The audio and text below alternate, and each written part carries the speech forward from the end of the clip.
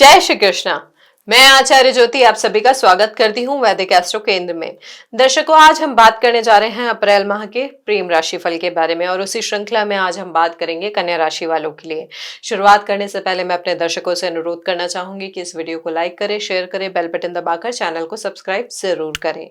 दर्शकों, कन्या राशि जो होती है प्रेम में भावुक नहीं दिखती है, लेकिन भीतर बहुत गहराई से जुड़ती है। आप प्यार को शब्दों से कम जिम्मेदारी और व्यवहार से ज्यादा व्यक्त करते हैं। अप्रैल 2026 की बात करें तो इसमें यही आपकी ताकत भी बनेगी और यही आपकी परीक्षा भी। यह महीना जो है कन्या जातकों के लिए रोमांस का नहीं बल्कि रिलेशनशिप पैटर्न एक्सपोज करने का महीना है। आप किसे चुनते हैं, क्यों चुनते हैं और रिश्ते में किस भूमिका में रहते हैं, इन तीनों का सच इस महीने सामने आएगा। यह समय आपको सिखाएगा कि प्रेम हमेशा ठीक करने की चीज नहीं होती, कभी कभी उसे बस जीने देना पड़ता है। गुरु जो मिथुन राशि में है, अब यहाँ पे हम ग्रहों की स्थिति की बात करें तो गुरु मिथुन राशि में आपके दशम भाव में बैठे हैं। ये प्रेम को निजी भावना से निकालकर सामाजिक और व्यवहारिक स्तर पर लेकर आता है। इस महीने ना रिश्तों में सवाल उठ सकता है, इस रिश्ते का भविष्य आखिरकार है क्या, यह रिश्ता मेरी जिंदगी में किस दिशा में जा रहा है। गुरु यहाँ पर आकर्षण नहीं, सम्मान और उद्देश्य मांगते हैं। जो रिश्ते बिना दिशा के हैं उनमें कहीं ना कहीं बेचैनी बढ़ सकती है। केतु जो सिंह राशि में है, आपके 12वें भाव में है, यह प्रेम में कहीं ना कहीं थोड़ी सी दूरी दे सकते हैं। भीतर भीतर अकेलापन आ सकता है। रिश्ते में आप जरूर हैं, लेकिन कहीं ना कहीं जो अनस्पोकन इमोशंस हैं वो बढ़ सकते हैं। आप किसी के साथ होते हुए भी पूरी तरीके से वहां उपलब्ध नहीं होंगे, प्रेजेंट नहीं होंगे। कई कन्या जातक इस महीने इमोशनली विड्रॉल भी फील करेंगे, बिना ये समझे कि क्यों। अब बात करते हैं शनि और सूर्य की, जो मीन राशि में बैठे हैं आपके सप्तम भाव में। सूर्य जो है आपके 12वें भाव के स्वामी है, शनि जो है आपके 5वें और छठे भाव के स्वामी है। ये संयोजन ये बताता है कि प्रेम अब केवल आनंद नहीं, कर्तव्य और कर्म भी बन सकता है। रिश्ते में सीरियसनेस बहुत होगी, लेकिन वार्मथ की कमी कहीं ना कहीं महसूस हो सकती है। और उसके अलावा छठे भाव में राहु, मंगल और बुध की युति जो हो रही है, प्रेम में यहाँ पर तर्क बढ़ सकते हैं, बहस बढ़ सकती है, मानसिक थकान भी ये स्थिति ला सकती है। यहाँ पर कम्युनिकेशन तो बढ़ेगा, लेकिन यहाँ पर डिसीजन मेकिंग नहीं हो पाएगी, समाधान नहीं निकल पाएगा। आप हर बात को सुधारने, समझाने और साबित करने में ऊर्जा खर्च कर सकते हैं, जिससे रिश्ता इमोशनल बैटलफील्ड बन सकता है इस महीने आपके लिए। साथ ही जो ऑलरेडी सेपरेशन टेंडेंसी के साथ आगे बढ़ रहे हैं, यानी बातचीत नहीं है, रिश्ते में बहुत ज्यादा दूरी आ गई है, तो वो इस महीने हो सकता है लीगल फॉर्मेलिटीज को इनिशिएट भी कर ले, यानी सेपरेट होने के लिए प्रॉपर केस फाइलिंग भी कर दे। अब यहाँ पे अगर हम गोचर की बात करें तो 2 अप्रैल को मंगल मीन में प्रवेश कर जाएंगे आपके सप्तम भाव में और सूर्य और शनि के साथ युति करेंगे। ये जो समय है दबे हुए गुस्से और पुराने मुद्दों को बाहर लेके आ सकता है। जो बातें पहले कहीं नहीं गई थी, अचानक तीखे शब्दों के साथ यहाँ पर निकल सकती है। साथ ही साथ 11 अप्रैल के बाद जब शनि उदय हो जाएंगे, रिश्तों की वास्तविकता आपको दिखाई देगी। जो रिश्ता केवल आदत था या बस चल रहा था जिम्मेदारी की वजह से या जिस भी रीजन से, वहां पर आपको समझ में आएगा कि अब इस रिश्ते को क्या दिशा देनी है। 14 अप्रैल को सूर्य का मेष में उच्च का होकर प्रवेश करना अष्टम भाव में, जहां पर वो शुक्र के साथ युति बनाएंगे। यह प्रेम का सबसे गहरा लेकिन सबसे असहज चरण आपके लिए बन सकता है। 19 अप्रैल को शुक्र वृषभ में प्रवेश कर जाएंगे, यानी आपके भाग्य भाव में, जिससे महीने के अंत में थोड़ी इमोशनल स्टेबिलिटी और क्लैरिटी आएगी। देखिए दर्शकों, जो ये अष्टम भाव में उच्च के सूर्य और शुक्र की जो युति है कन्या राशि के लिए साधारण योग नहीं है। ये योग जो है आपके ट्रस्ट इश्यूज को बढ़ा सकता है, इंटीमेसी की परीक्षा ले सकता है। यहाँ पर आकर्षण गहरा होगा, लेकिन साथ ही डर भी होगा कि अगर मैंने खुद को पूरी तरीके से खोल दिया तो इस रिश्ते का क्या होगा, रिश्ता किस तरफ जाएगा। आप इमोशनली अपने आप को ओपन अप नहीं कर पाएंगे। आप जो भावनाएं खोलना चाहते हैं, जो पूरी चीजें अपनी बताना चाहते हैं, वो कहीं ना कोई चीज आपको रोक रही है। यहाँ पर ये ध्यान रखें कि ये जो योग है या तो रिश्ते को बहुत गहरा बना सकता है या फिर पावर स्ट्रगल भी पैदा कर सकता है। यहाँ पर आधा सच, आधी भावनाएं, आधा कमिटमेंट यहाँ काम नहीं करेगा, ये आपको समझ के चलना होगा। पाराशरी सिद्धांत की भी बात करें तो सप्तम भाव में सूर्य और शनि का साथ होना, ये योग विवाह को भावना से नहीं स्ट्रक्चर का विषय बना देता है। कैसे स्ट्रैटेजी बनानी है, कैसे इफ्स, जो इफ्स एंड बट्स होते हैं वो बहुत ज्यादा आते हैं। यहाँ पर आप पति पत्नी कम संयोजक ज्यादा बनते हुए दिखते हैं। हर चीज को संभालना है, कैसे मैनेज करना है, अब ये करना है, अब वो करना है, खर्चे हो, भविष्य हो, जिम्मेदारियां हो, यहाँ पर ये सारी चीजें मेन आ जाती है बजाय रिश्ते के। जब सूर्य शनि से दबे हुए भी होते हैं तो आत्मा की गर्मी शब्दों में नहीं उतर पाती है, ये नाड़ी ज्योतिष भी कहती है। सूर्य और शनि की जो युति होती है कभी भी अच्छी नहीं होती, और जब सप्तम भाव में यानी विवाह के भाव में पड़ती है तो यहाँ पर कॉन्फ्लिक्ट ऑफ इंटरेस्ट भी बहुत ज्यादा आ जाता है कि आप क्या कहना चाह रहे हैं, कैसे कहना चाह रहे हैं। और क्योंकि ये संयोजन हो रहा है जल तत्व की राशि में, तो कहीं ना कहीं भावनाएं बहुत ज्यादा आहत होती है। तो यहाँ पर इन्हीं चीजों का आपको इस महीने ध्यान रखना होगा। यहाँ पर यह भी ध्यान रखिए कि पार्टनर को यह भी फील हो सकता है कि आप साथ तो हैं लेकिन कहीं ना कहीं आप उनके लिए अवेलेबल नहीं हैं। तो कोशिश करें कि अपने जीवन को थोड़ा सा, प्रेम जीवन को थोड़ा सा ठीक रखने का प्रयास करें, थोड़ा समय साथ बिताने का प्रयास करें। ये यदि वृहद स्तर पर स्थिति प्रेम जीवन की हमारे कन्या राशि के जातकों के लिए अप्रैल 2026 में। अब बात करते हैं विवाहित जातकों के लिए महीना कैसा रहेगा। तो यहाँ पर ये देखिए कि ये महीना रिश्ते के ढांचे को मजबूत करता है, पर स्नेह अपने आप नहीं आता है, नहीं इंप्रूव होता है, ये आपको समझना होगा। अगर आप भावनाओं को समय की बर्बादी मानकर टालते रहेंगे तो दूरी बिना झगड़े के बढ़ सकती है। तो यहाँ पे जो विवाहित जातक है उनको भावनाओं को समझ के चलना होगा। यहाँ पर बहुत सारी चीजें देखिए, अशांति आ सकती है, एकदम से आपको लगेगा कि बहुत चीजें मैं बोलना चाह रहा हूं और बोलने की कोशिश भी करेंगे, लेकिन जिस तरीके से आप वो बातें बोलेंगे वो रिश्तों को ठीक भी कर सकती है और बहुत ज्यादा बिगाड़ भी सकती है। यहाँ पर ग्रहों का प्रभाव झगड़े की संभावना थोड़ी ज्यादा दे रहा है, इसलिए कोशिश करें कि अपनी वाणी को संतुलित रखें। सिंगल कन्या जातकों की बात करें तो यहाँ पर अप्रैल 2026 में मिलने वाले व्यक्ति की बात करें तो वो हल्का नहीं होगा, वह अपने साथ अधूरी कहानियां, जिम्मेदारियां, भावनात्मक थकान लेकर आएगा। यहाँ पर आकर्षण बहुत ज्यादा तेज होगा लेकिन इजी नहीं होगा, ये समझ के चले।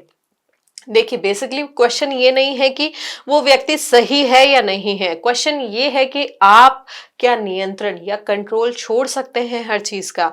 जो कन्या जातक हर भावना को परखना चाहते हैं उनके हाथ से ये अवसर फिसल भी सकता है, तो यहाँ पर इन चीजों का ध्यान रखें। अब देखिए पंचम भाव की जो स्थिति है, यहाँ पर पंचम भाव के जो स्वामी हैं सप्तम में वो बैठे हैं, तो प्रेम अब कल्पना नहीं है, वो कहीं ना कहीं एक कनेक्शन बन रहा है। यह महीना पार्टनर को यह सोचने पे मजबूर करेगा कि यह रिश्ता मुझे कहाँ और किस तरीके से लेके जा रहा है।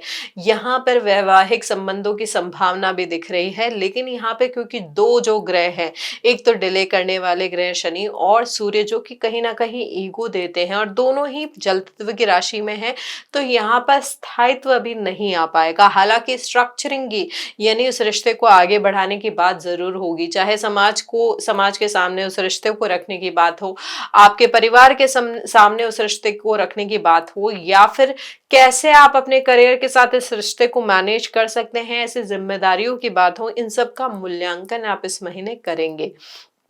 यहाँ पर देखिए कि यदि आप रिश्ते को जैसा चल रहा है चलने दो की मानसिकता में रखेंगे तो सामने वाला कहीं ना कहीं इनसिक्योर फील करेगा। यह महीना ये समझ के चलिए कमिटमेंट की मांग आपसे नहीं कर रहा है लेकिन डायरेक्शन की मांग जरूर कर रहा है, तो इस चीज को समझे और अपने पार्टनर को भी समझाने का प्रयास करें। जो कन्या जातक भविष्य की बात सुनते ही असहज हो जाते हैं, उन्हें लगेगा कि यहाँ पर कहीं ना कहीं प्रेम भारी हो रहा है, जबकि असल में ये मैच्योर हो रहा है। यहाँ पर ग्रहों की स्थिति मानसिक टकराव और अधूरी बातचीत का भी योग बना रही है, तो यहाँ पर यह ध्यान रखें कि बातचीत को हमेशा क्लियर रखने का प्रयास करें। आप जो बोलना चाह रहे हो वो व्यक्ति समझ रहा है या नहीं समझ रहा, उसको विश्लेषित जरूर करें।